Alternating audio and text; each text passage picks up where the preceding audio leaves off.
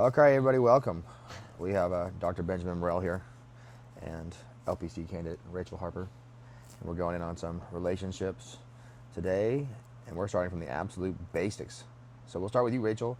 What does relationship mean to you? Ugh, in the hot seat right away. Yeah, firing. You know what? To be honest, this is a great question because I don't think I've even broken it down to that nitty gritty of a detail.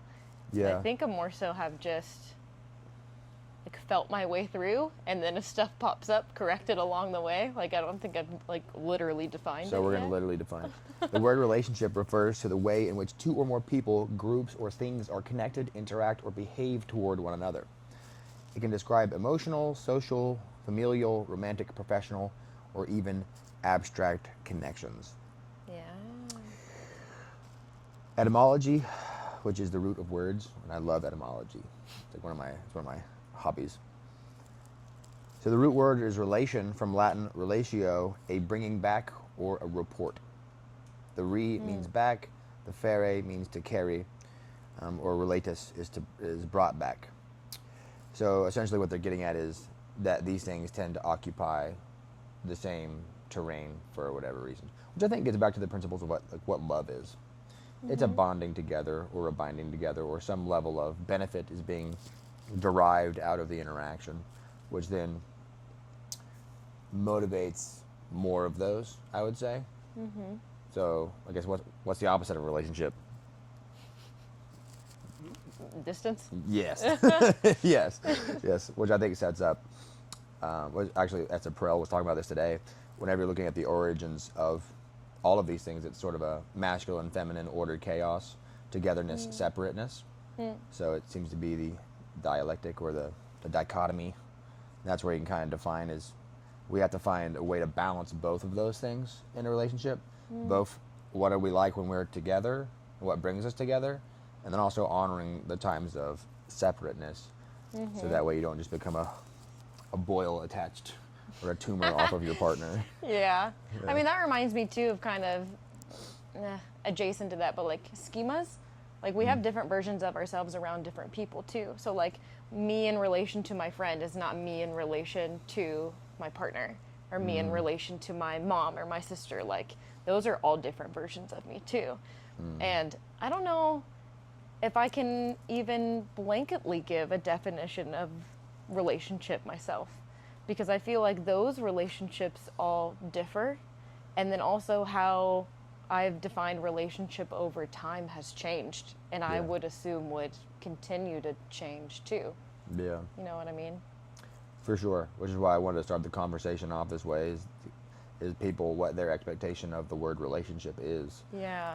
If we're if communication is going to be the number one source of error within a relationship, which means like if we're not able to understand what you're trying to come across, like I might be trying to give you a bunch of things that you don't even want.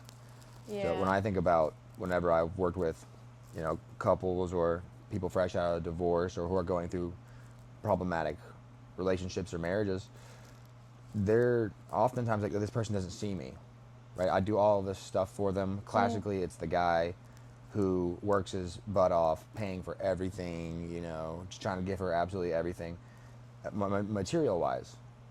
But what she actually wants is like quality time, connectedness, and adventure.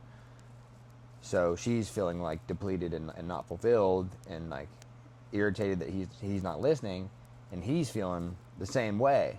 He's like, I'm giving you everything. What else could you want? It's like quality time with you, my guy. Yeah. Yeah. That's a classic like didactic situation too. But I mean, I also feel like communication with one another, but also communication with yourself. Like in that example, like did she know that's what she wanted, or did she assume or expect her partner just to provide that? Again, I Right. think based off of what you said before, like what's the image of relationship that we also grew up with in our house or in media or with other friends and people like socially, like are those the things that are embedded in you that are driving these expectations that you don't even know are there? Or is that actually you've done some introspective work and like searched with that, which I feel like a lot of the times you can't necessarily know those things without being in relationship. those Right. things tend to really flourish when you're going with like my patterns with your patterns, and then how are these patterns interacting with each other. That can be really insightful for what the hell my patterns are to begin with. Right, right. So the word meditation, when I first started getting into that, my favorite definition of it was coming to understand your own self. So by reflecting on what I'm doing, I can see what are my patterns. What am I like Yeah. when I try to sit down and study? What am I like when I'm trying to talk to somebody who is, you know, thinks that they're better than me, or if I think that I'm better than them? What are my tendencies that I exhibit? Yeah. Am I being loving? What's my posture when I'm communicating to somebody? What's my breathing pattern like? Am I listening to them, or am I waiting to talk? Yeah. That's something I struggled with too. I was like, I'm a fast-paced guy, so when people are kind of going slow, I'm like, come on. Well, and that's beautiful work too, to be able to take that time to pause and reflect. And I would say that is the tip of the iceberg. Because again, who I am with myself is not the same person that I am in relation to someone else. And so I think the only way you can truly find out, like the nitty gritties, the hot reactions, the things you didn't know were living in your unconscious, or if you're playing out that dance with someone else. But that's also why, we've kind of talked about this before. Like, that's why I think therapy is a beautiful process, because of course it's great to self-reflect and go internal and have introspection, but you hit a ceiling with that because you're working within the same walls. Right. So when you put these in room and in relation to someone else, like a therapist, for example, like that's already showcasing patterns that you may not have had if you were just thinking about them yourself. Like you're more locked in that way versus opening other kind of doors the other way. One of the big hooks that got me into the relationship with my lovely wife, she said, we learn the most in relationships. Yeah. I was like, ooh, that's really powerful. Yeah. And accurate. Yeah. Both That's good, why I think it's the best kind and the of, worst. well, Well, actually, this yeah. has got a good point. This is probably why it becomes so passionate and overwhelming to people, is because by themselves they're okay. Those triggers aren't being triggered. right. They're not being they're not showing up. But also on the opposite side of that is that this person wants to see the best of you, and that also makes people uncomfortable oftentimes. So then the energy in the system is going to be huge. Right? This Yeah. person is both mirroring like mega triggers to you, but then also the best of you. So that's a huge gap, which to me it keeps people from being numb and they're a little callous. Like people like to stay not too hot, not too cold, right? What's comfortable to them. So to be in a relationship, it's very difficult to stay in. I don't think it's possible. You can try, I guess. Oh, to stay in your like In your bubble. comfortability cocoon. Yeah, in your bubble. No, you can't. Yeah. That's why like relational processes I think are so interesting, is because you then would literally not be in relationship if you just stayed that way. And then if you tried, like, you would lose people along the way. People don't want to interact with a brick wall or a rock. Like, like you said, like if you love someone and care about someone or spending that extra time with someone, like you want to see the best of them. You want to interact with them and share their world with them in that kind of way. But if you're meeting those people that aren't wanting to share your world, like that's a completely other story in and of itself. But yeah, I know, like, so it's so true that the person that you love the most in life will be the one that triggers the shit in you that nobody else can. Right. It's I mean, vulnerable. that's the love part. You know Yeah. what I mean? And both ways, because if you love them, you want to see the best of them. Yeah. So classically, you'll have these guys who are upset, like, oh, she's never satisfied with what I do. And part of this could be sort of a devouring, feminine, anxious, not happy no matter what she has. That could be a piece of it. Sure. It could also be the queen in her wanting the king in you. I think there's a harsh societal expectation within that dynamic too, of like she doesn't appreciate what I do. Well, is your worth only in what you physically do, or is what you do also provide an emotionally safe place for her to talk to you about these things? Yeah. Are you also an emotional safe haven, not just providing protection and financial means? Right. Like, there's two sides to that coin. I think society tells men from a very early age that you're only worthy if you're able to make enough money to protect and provide physically. Yeah, that's sort of the trap. Yeah. And what most guys have been taught to see. And my own self, I didn't recognize that until like my late 20s. I was like, oh my God, there's an emotional world. There's Yeah. things going on that can't be seen. That took Yeah. me, and when I fell in love with that, because as soon as I realized, like, oh wow, this is like setting up everything. It's a whole other part of my life that I literally couldn't live. Also, because society, in society, you're told like if you're feeling as a man, like, well, that's pretty soft. You got other shit you got to do. You got to move quicker through that stuff, or not have them at all. Yeah. Well, the physical world is like the end of it, you know, like, I guess like the spiritual understanding or the vision is going to translate into a thought or an emotion, and then it manifests in the physical world. So like you're meeting it at the end of the chain if you're only operating in the physical world. Well, now I'm starting to think about thoughts. Now I'm starting to think about where the thoughts come from, which dives into the beliefs. So if I shift my beliefs, this changes the thoughts and then also changes the actions. So now I'm interested in like, well, what does this person believe about themselves? What are their feelings and what are they thinking? Yeah. Because now I can predict their actions pretty straightforward. Yeah. Versus waiting to just see the action. Yeah, that's good. I mean, good old CBT. Like that's a good like 1, 2, 3 step. I think another step further, especially in like relational life, is what are the unconscious things floating underneath those beliefs? Where those beliefs even come from? And I think a lot of that too, like, is derived. I mean, not to sound too therapy, but like, is derived from those childhood relationships and what needs were met, what needs were not met, and those are floating underneath the surface, I think, of those beliefs that you have claimed as your own, but where did they come from? Yeah, ages 0 to 7. That's where all the heavy programming went down. Yeah. I mean, I'll say this, I've probably said this on your podcast before, but I'll scream it like from the mountaintops. How you relate to yourself, other people, and the world around you gets developed within the first 3 months of life based off of your perception, literally as an infant, for how your caregivers took care of you. Yeah, There's a lot you can't control in that. That's gnarly. Yeah. Yeah, I've seen some studies with like the rats where they take them away from their mother for just like an hour or two when they're first born, and they will have chronically higher like stress responses. They're thinner. Yeah. Yeah. Like, that's from just an hour. Yeah. Like, it manifests in every facet of your life. Like, you can't escape it. That's why I love like attachment-based work and attachment theory so much, is because I think a lot of the underlying things that we don't know are motivating our life, I think have to do with that aspect of our life that happened so early on, that some of that's implicit memory, and you can't necessarily talk about that stuff either because it's implicit, you know? Well, that's why you would want to hurl yourself into environments where it's going to reflect the most to you. So then you can like see the data points and then make the alterations. So, and I think the extension of meditation into another person, airplane mode.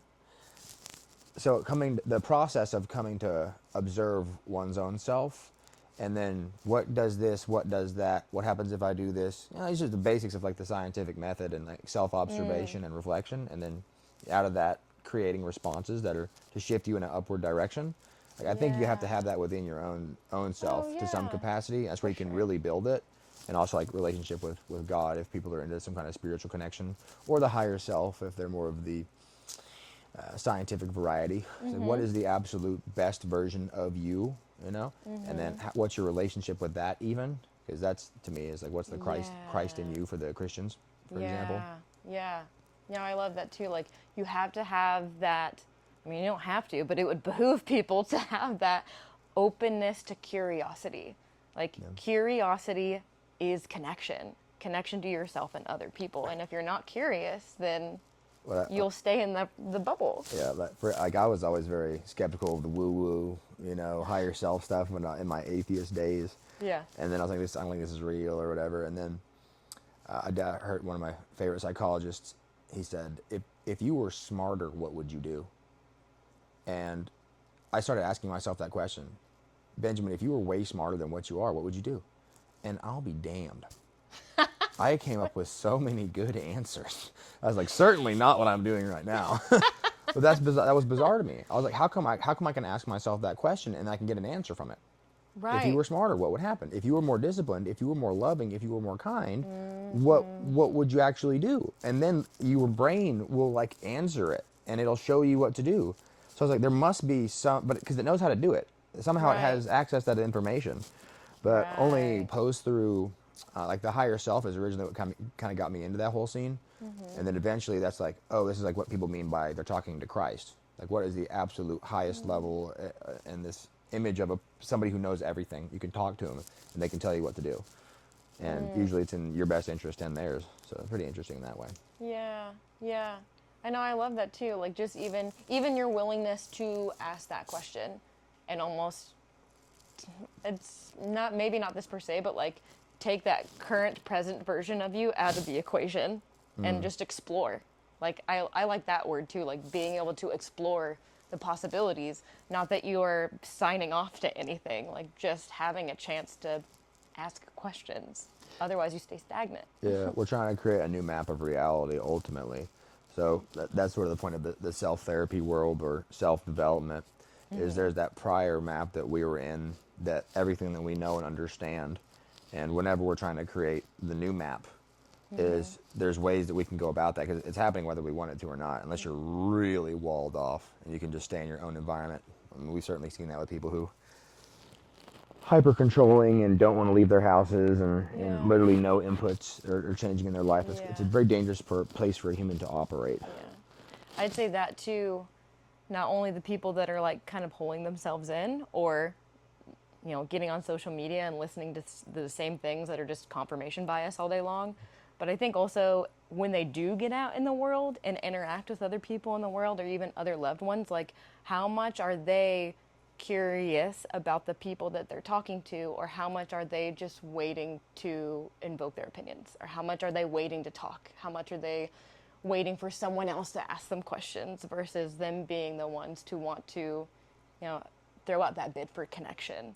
Yeah. I think this goes back to, like, oversharing is a symptom of trauma, or output is a symptom of trauma. If we kind of go back to that dyad of masculine, feminine, input, output, order, chaos. Whenever people are in their stressed states of being, or they're in their fight or flight nervous system, whenever that's activated, it literally shunts blood away from your frontal cortex into your hindbrain, which is your animal brain. It tightens the tensor tympani in your inner ear, so you literally can't hear as well. So when someone's talking, you're not hearing, and all you're thinking is like chatter, chatter, chatter, chatter, chatter, oversharing or escapism, whatever it may be. Here's the problem: is if you're always in that output mode, you're always talking and you're never listening. Yeah. So we have some friends and family members like that. They're always trying to tell you how they feel, but they never want to hear how you feel. Whenever we're trying to create a new map of reality, guess what you need? Data, information, to be able to read the map. If you're unwilling to do that, you're going to be stuck. And this is my life. I mean, I still struggle with that. Like, Yeah, I think everyone does to some extent, for sure. it's more beneficial to listen. And you have 2 ears and 1 mouth, because you're supposed to listen twice as much as you talk. Yeah. Yeah. I will say, though, I think this isn't talked about enough, because I think this is becoming more of a buzz thing, or that people are paying more attention to, is like active listening or reflective listening. And I think that's a lot easier said than done. Like, active listening and reflective listening, it's a freaking skill. They made us do that in residency. Yeah, I mean, I had a whole class on it was in my grad savagery. school. Yes, it's hard. Yeah. It is hard to do. Repeat back what the person just said to you. Now repeat back what you think they meant. Right. And you just have to go back and forth. Yeah. And it's wild how much error there is. Yes, because you naturally want to put your biases on something. That's, again, like, that's putting your patterns up with someone else's, and you do have to maneuver around them. Active listening is a great way to be able to learn how to do that. Also, especially if you're not in an argument kind of conflict situation, doing that in a lower nervous system state is a great way to learn how to, more about your own patterns when talking to someone else. You could do Repeating that the ninja way, which is to be slow and ask the right questions, or to bully. Learn this when they talk about it a lot in like performance coaching and stuff, but pattern interrupts. So this person's in their old map of reality, and the powerful thing you can do is just like be explosive and change the way that they see it and stimulate them to where now they're curious. And whenever you can evoke curiosity, now you can rapidly get some more information in there. Yeah. So if I'm in a go mode with a client and I've been sitting here I can tell they're just going through the same thing over and over again. I'm like, all right, I'm going to say some explosive and wild stuff and like kind of shock them a little bit. And they're like, oh my God, holy shit. and you get them in that state of like, what am I looking at? And now you have curious monkey. Whenever you have activated curious monkey, now I can start sliding in some epic things. And I get a lot of changes by that. I'm just kind of using my internal, my I have a meter going off. Like, is this person picking up what I'm putting down or not? And when I start repeating the same garbage over and over again, I'm like, all right, it's time to, hit them with some truth bombs. Yeah. I think we kind of do that similarly. Like when I'm doing specifically talk therapy, I'll do something like that in regard to, hey, wait, can I pause for a second? All right, wait, do you mind if we slow down for a second? And then I'll ask something. Can I be harsh with you for a second? Not necessarily. I will, like, if I've built up really good rapport with them, that's always on the table of like, hey, I'm about to shatter some glass right now. You ready? But I always ask permission, because if they're not ready, it's not going to land, so it doesn't matter. Yeah. So I always ask permission if we've built rapport like that. But I've never had someone say no. Well, if you ask, can I say something harsh? People are always like, I've never heard someone like, no. They're always like, is it the truth? Like, yes. Can I say it? Like, okay, go. People want the truth They do. for the most part. I think that's it's what more rare therapy for is them. the game of truths, right? Yeah. That's all it is. So self-therapy and meditation is the same. In one's own self, I'm looking for what's the actual truth of who I am. Yeah. Because there's a lot of noise. What's the signal? What is like the expression of what I actually am? Because the truth, the higher self, the truth, or whatever you're trying to be is in there. There's a lot of fluff that we got to get through, and it's hard to see what that is if you're only scrolling and doing things that aren't like true to you. Yeah. Like, that's one of the reasons I fell in love with writing so much, because it was real time feedback of I'm writing this. I'm like, oh, this looks like a crazy person would write this. Like, this is how you feel. This is wild. Okay, now what can I do to try to shift that? And that's what kind of got me falling in love with the mental health game. Yeah, I know. I love the written word. Sometimes the shit will fall out of there. It's like, oh. And you don't know until you do it. Music taste. Yeah, Whenever, that too. when I was a metalhead, I remember thinking like, what appeals most to my unconscious is someone screaming. What does that mean about me? I was like, oh, I'm super intense. Probably went through some crazy stuff. Like that it resonates. And then I found that as I evolved through, certainly medical school is probably where I had the most like rapid development. I went from exclusively being like metal or like sad country to, a lot of EDM, a lot of positive music, some rap and some more like popular music. And I realized that my tastes changed as I alleviated my PTSD symptoms and truly addressed them. Beautiful. Yeah, that is funny how that can sometimes be a reflection of the psyche. That and like how your domain looks. What's it looking like in your room, in your office, I think is also another reflection of what may be going on up there too. Big time. I think that's always funny. That's why too, same with meditation, which is like the second fold of what I'll do with clients when I need to interrupt them. Like I'll ask them, what's going on in your body right now? Or what do you feel, what are you experiencing in this moment?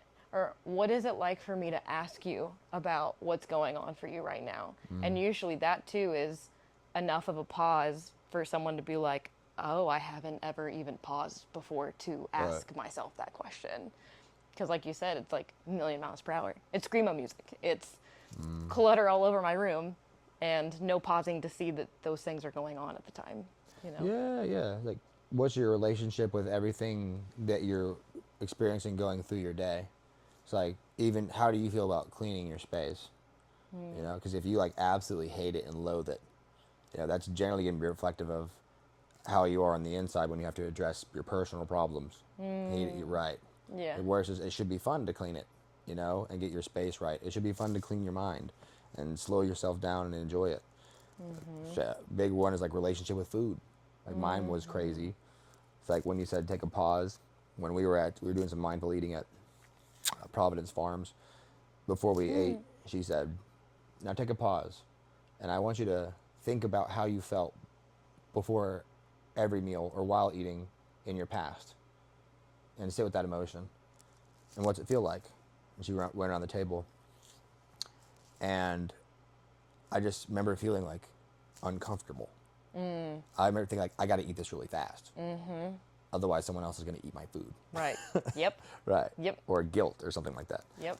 So they're like, oh, because even as an adult, I still struggle with like I tend to eat. I have to eat really fast. Yeah. I don't like actually taste my food. I'm just trying to get it in. Yeah. And either to get back to work or so that someone bigger than me doesn't take my food. Mm-hmm. Yeah. Yeah. So like now I'm fixing that relationship with food has been pretty crazy. Where I can slow it down and actually enjoy. It's just a blessing to be able to eat. I mean, and enjoy your food. There's very few joys that are just good for you, but a solid nutrition plan is definitely that. Yeah, yeah, and like, yeah, savor. Yeah, how often do we savor things in our life, Which I think is part of the pause. And to tie that back into relationship, like, how much do you savor your partner? How much do you savor your friends, savor your family? Or are they just there, Yeah. you know? Yeah, big time. Yeah, whenever my dad got diagnosed with cancer, I just remember thinking, like, my dad's just been an absolute staple, and you don't think about it because they've always been there. Right, And then yeah, whenever the concept hit my brain of, like, oh, he's not permanent, yeah, for the first time in my life, I remember getting lunch with him and, like, just 100% presence, looking at every facial expression, like, truly feeling sort of his energy and presence, and just being like, wow. yes, yes. Yeah. And I mean, that sucks because I think that's that way for a lot of people. You don't Yeah. know what you got till it's gone. Like, Well, the that's part why of the that's a relationship saying. is it's permanent. So what you said in your developmental years, this person's always been there. Why would I ever think that they wouldn't be there? Right. So when the new data drops that they're not going to be there, the relationship just changed. Mm-hmm. I think this happens with a lot of people in their romantic relationships too, where this person's been with them through hell and high water, and then eventually they finally reach that breaking point, and then they start to flutter, and now this person panics. And now, like, no, I love you, I swear I do. I was like, then why are you being a jerk? Like, you really have to lose somebody in order to care know. about them. Yeah, in order to know what you got. So that needs to be a part of the approach. Like for me, memento mori. I love it. What Yeah. happens if this person dies? Is that going to change it? Like treating every relationship as though it could potentially end. Yeah. Like I don't want the person to just walk out and be like, okay, bye, and then they get in a car crash and die, and like that was the last thing you said to Yo, them. yes, yes. It's garbage. Like, that whole homage that, like, and I live by this mantra too, and it helps me do what you're explaining is literally nothing in this world is permanent. Nothing. Absolutely everything is temporary. So then why would you go out the door just, bye, I'll see you later? Will you? Today I heard, what is a meaningful life? It's when everything is valuable. Every waking moment, from the day you wake up and go to bed, everything has an importance. And you're deriving some level of connection and dopamine and presence from it. And people say, oh, that's impossible to do. I said, you've been sold a lie. Because that is definitely possible to do. If you have relationships that you truly love and work that you enjoy to do, and all of your habits are built around those things, like I have just now started to experience this. Is I thought that had like pretty hardcore like ADHD or whatever. It was hard for me to just pay attention. I mean, if I was disconnected, I was like, I was doing stuff I didn't like to do. I didn't have a true mission or a purpose in life, or people that I liked hanging out with. So it turns out when I get a mission that I genuinely love and people I love hanging out with, literally my whole day I'm online and I don't space out and disconnect because it's things that I truly want to do. It's a freaking blessing versus whatever it was beforehand. Yeah. I mean, that part too. Also, some of that, like tapping into the dopamine system is a nice additive. Right. People love the dopamines. So, in my mind, probably one of my favorite relationships that I can point to is with dogs, with people. Because everybody understands what it's like with a great pet. It's just awesome. There's no trust issues, And I always just wondered, what would the world be like if humans like treated each other like we treated our dogs. Oh, Rachel! What up, girl? So happy to see you with some belly rubs. I'd be like, yes! Yeah, right. And then everybody would be like that all the time, right? And You'd be jazzed. For sure, there would be no racism, okay? I don't think there'd be any war, like that level of love. How come we'll give it to a dog, but we won't give it to another human being? Because dogs don't talk back. Leo does. Depends on the dog. Right, yeah. right. But I think it's more rather pointing to the level of love and the relationship is a key word here, that you have with the animal. The relationship is like, this thing's not going to stab me in the back, right? It's always trust. It's always going to be there for me. Yeah. Okay, it's not going to lie to me. Steve Irwin said, he goes, crocodiles are easy. They're going to try to bite you. Human beings, not so much. They pretend to be your friends first. Ooh. And I was Oh, like, Steve. Damn. Yeah, Did it blimey. again, man. Right. Right. Okay. Oh my gosh. Yeah, so I think we'll break it down. In terms of the meditation for the listeners, pretty simple. How are you relating in everything in your day, moving from the moment you wake up to the moment you go to bed? So I'm trying to get people to fall in love with life, essentially. How can you make everything in your day something that's more appealing to you? Usually starting with the morning routine. That's usually the toughest. If you can wake up and take an angry animal who just woke up and have them have a great morning, then you prove the point usually at a higher level. Then everything else can become a little bit easier throughout the day. But really just setting that standard of, once I get into a state of love and connection, it kind of radiates throughout the day.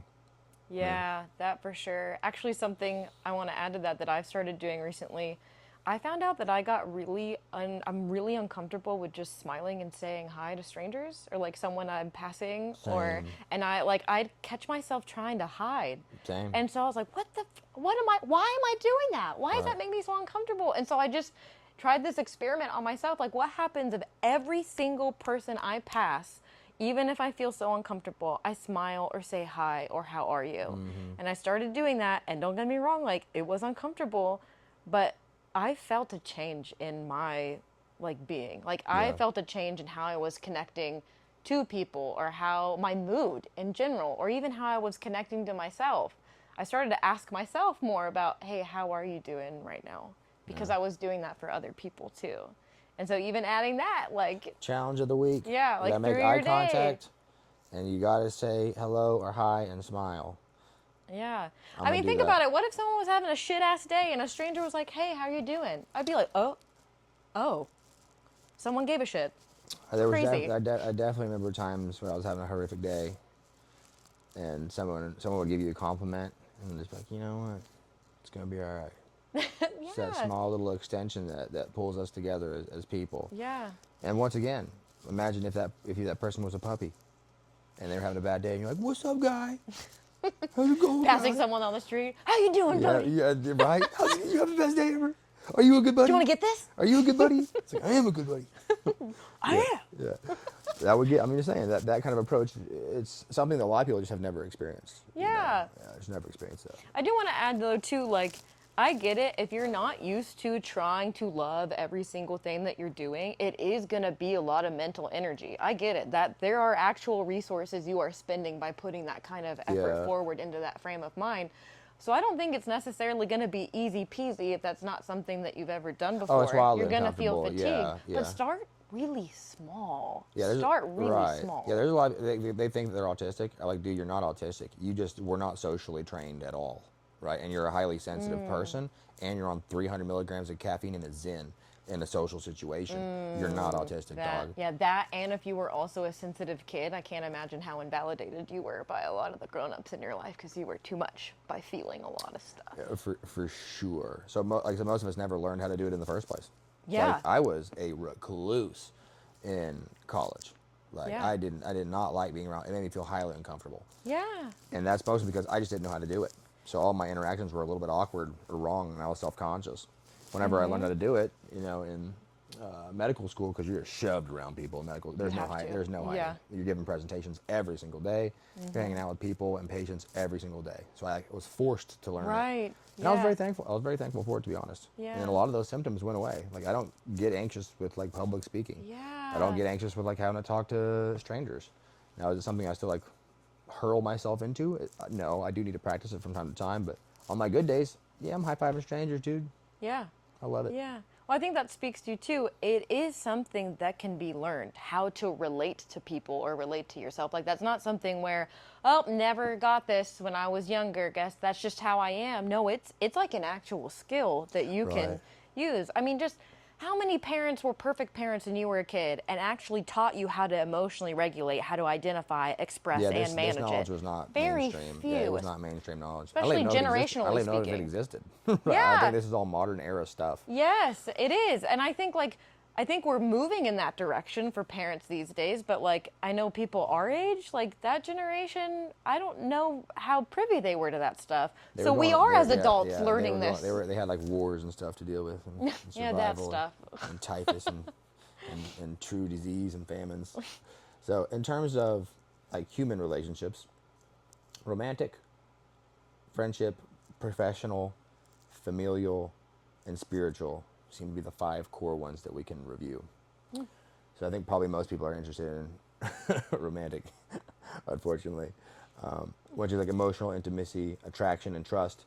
I think that one probably gets the most difficult because there's a heavy biological underpinning of, like sexual desire in the room, or the desire to procreate. So like your biology is heavily invested. Yeah. I think with friendships, you probably have the same thing going on there. Yeah. In social creatures. I think of course there's a biological part, but I also think society has sexualized that to a great extent that's not necessarily biologically built in. I think it's like twofold, Yeah, the expectations of what it is versus what it actually is. Professional, so for friendship, you have shared joy, loyalty, understanding. Professional, collaboration, mutual respect, and then also ethics based around your profession. Familial is going to be unconditional support, and you have the shared history component, and that you grew up and developed amongst one another. So this is a really hard one too. Yes. Because people grew up together. It's it's a rough one. And then spiritually, there's a lot of that's on the up and up here, but shared beliefs, guidance, and like true connectedness and openness. Yeah. Is there any of those you want to tackle? My gosh, you just laid out a buffet. We can go through the key foundations of forming a relationship. So I think first things first is mutual interest or common ground. I think I've definitely seen people try to make friends with people that they don't have anything in common with. So there's not a lot of,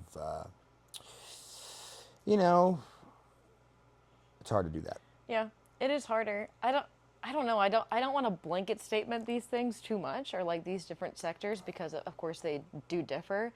But I think too, at the baseline of all of them, if again you're bringing curiosity and an openness and a willingness to experience and learn, you will connect. You will relate. We all are extremely different, but we all share the same human condition. So we already have the most major thing in common that we can have. And that's also, talk about biology, it's also biologically wired in us to connect and attach to one another. Like we have an attachment system. We have a connection system. That's important to know. Yeah. That we're social creatures, and there's no way around being in relationships with human beings. Yeah. It's just not going to happen. Yeah. And I don't think there's one way to do it either. So even like, maybe you guys don't share common interests too. Okay. What's that like for you to be interested in that stuff? Can you tell me about your world? Oh my gosh, how many people ask each other those kinds of questions? Right. How many people actually, give a shit about that stuff too? Or are you thinking about your own world?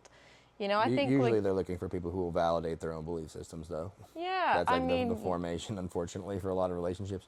You're a Republican, so am I. Yeah, I mean that's a little different. You get some ideological and identifications built in there. Yeah, well, usually, oh, you hoop, I hoop, Yeah.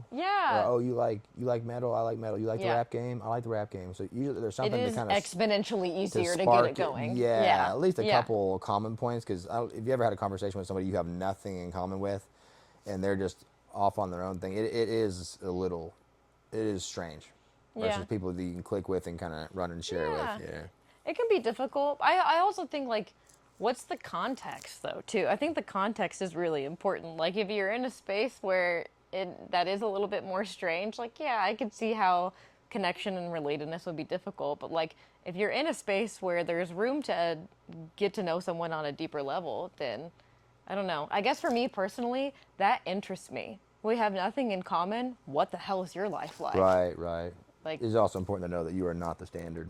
You are a highly, trained, empathetic, and curious individual who's good at such things. This is for the regular people. But no, I mean that too. That's what I mean. That's good to inspire I don't know that. how it's good much to inspire that into other people. Well, I don't know how much people have been given permission that they can do that stuff. That you can be curious on that level. That like, hey, you may actually really give a shit about exploring that part of someone's life or even asking those questions in general, but how much has that been role modeled? How much have you been again, like given permission that that's an okay thing to do, that that's not a weird thing to do. Like, I don't know. I feel like we box ourselves into these Right. rules and things Yeah. need to be a certain It way. goes back and- into what we said earlier. What's your relationship with relationships? Yes. And that what's your yes. expectation on what it is to even get along with another individual? Like, you think you have to have things in common with them, or you think that they're not going to be beneficial, or they're not going to be good, or so that, some people, like I said, they don't even know what a true relationship. They've never been in that before. Yes. They don't know. So the idea is to try to prompt them that it's way different than what you think that it is. The only Yeah. way to do that is to experience it, is to be vulnerable, to be real, Yeah. to That's- put yourself out there. that And shit's know hard. this person's gonna. They're a lot of people. You know, was my good friend Ahmad told me. He goes, Benjamin. He goes, you're not for everybody, but you're for me. I'm upset I didn't think about that first. What are you gonna say? That's really good. I mean, I'm sorry, but there's a lot of people who don't like me, and I am totally fine Yeah. with that. If I'm saying something real or something bold or corny or awkward or dancing or being stupid, like I'm just gonna do that, dude. Yeah. Like, it's just what I'm gonna do, and I'm not in a position to hold that back. And I Yeah. view that as a role that I have to do. Like, I got to break the ice. Like, when I see a dance Right. floor, there's no one on there, I must hurl myself on there, and that's for the people. But also, I It's love for to- you guys. right. Trust I love me. To look like a fool, I'll do it first. What keeps popping up while you're explaining this for me is like self-esteem, and I think like belief. I think both of us are pretty privileged in the fact that we've done a lot of work on our self-esteem. bunch. And so because of that too, some of these things are a little bit more easier to explore those paths versus I know there's a lot of people's self-esteem and self-confidence gets in the way of these avenues for them to explore what it's like to relate to Yes, someone else. you have to be okay with failure. Yeah, and that is also very vulnerable, Yes. and that is hard work. That is I hard got to do. abused. My so like I have my older brother, for example, like we went to calf ride, and I was always slow and afraid to talk to girls. I feel like every probably teenage boy was. Yeah. But when you're with your older brother, you know what I mean? And he's like, we play a game called just the point game. He goes, whoever I point to, you have to go and talk to them. And I was like, okay, cool. And of course, he didn't care, dude. He's pointing to the most beautiful girl talking to a guy who's 6'5", 260, plays defensive end for the Cowboys. He's, and I'm like, bro, take it easy. I remember like in my early 20s or something. And by the end of the night, we had probably 50, 60 people. And over time, it was like this, oh, this sucks, no. And then by the end of it, it was just absolutely casual. I walk up, put my hand out there, be like, hey, how you doing? My name is Benjamin. And this is the craziest thing to me. Because in my mind, I'm thinking, oh, this girl is going to like humiliate me, and I'm standing next to this big dude. He's going to be like, what are you doing? Not at all. Yeah. It's almost like I was so confident in pulling up. The girl would turn away from this dude and start talking to me Yes, jovially. And yes, I was that's It was attractive. blowing my mind. Yeah. I would never have that if I didn't have an older brother there to bully me. Yeah, who you're was right. equally as That's crazy as exposure I. therapy, like at its The finest. definition of exposure therapy. And that cured me, I swear. That was one of those Yeah. times I was like, dude, because I used to always wonder how these guys would do it. I was like, they just do it. You've done it so many Yeah. times that you're just not afraid of it anymore. Yeah, and that is enticing, not even on like an intimate level too, just like people in general. It is enticing to communicate with someone that is so confident about what they're saying, so ready to have a Right. conversation This is how with cults you. start. Yep. Perfect, guys. All right, we can wrap it up here. Right, for sure. Okay, we really can though. All right, up next, there's a couple of things I did want to. We'll have to do a episode 2. Yeah. I want to go through the key foundations of forming a relationship, and this will apply to those same ones we had talked about earlier. It's not just romantic relationships, but really all of them. So communication, trust, vulnerability, respect, reciprocity, time, and consistency. That'll be a big one because we love to talk about scheduling around here.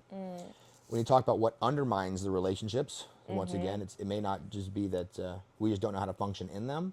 We'll go through some of those things.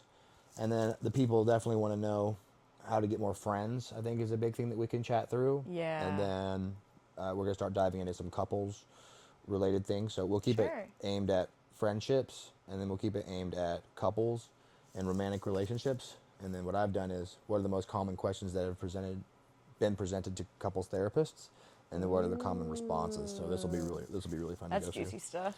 Yeah. Oh, I'm curious. And then how to avoid such things. Can we just jump to those? Shoot. Right. And then we'll do top strategies to build a successful Is relationship. this all now or in the No, following podcast? Yeah, we'll do this in a following podcast. I was like, there's no way, dude. Right. In the meantime, if anybody has any questions, drop it in the comments on Spotify or the YouTube. We can answer those. Yeah. Good job, Rachel. Ayo. Cut. Taco's done. I gotta see this. Peace.